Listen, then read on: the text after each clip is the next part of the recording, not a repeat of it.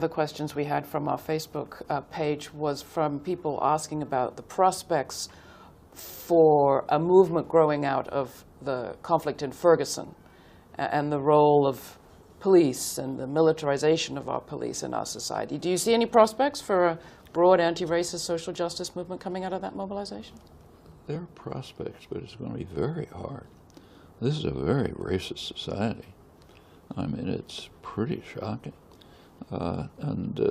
What has happened in the last roughly 30 years with regard to African Americans actually is very similar to what Baptist describes in the late 19th century. Remember what happened. The constitutional amendments during and after the Civil War were supposed to free African American slaves. It did something for about 10 years.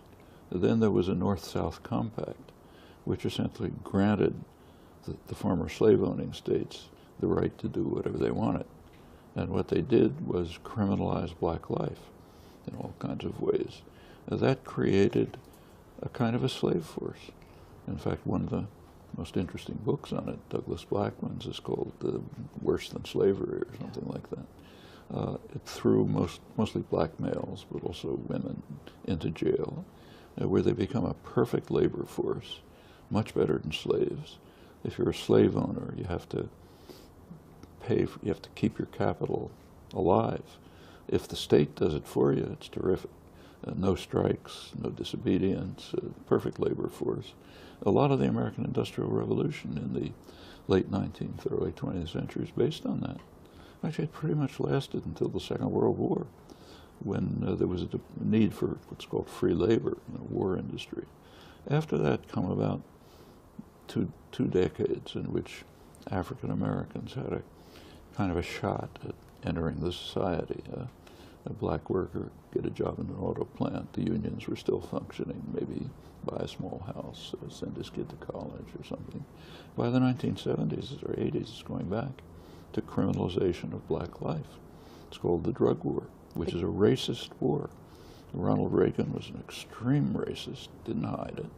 And the whole drug war, so-called, is designed from policing up to eventual release from prison to make it impossible for the black male community and more women and more Hispanics to be part of the society. In fact, if you look at American history, the first slaves came in 1619. I mean, that's half a millennium.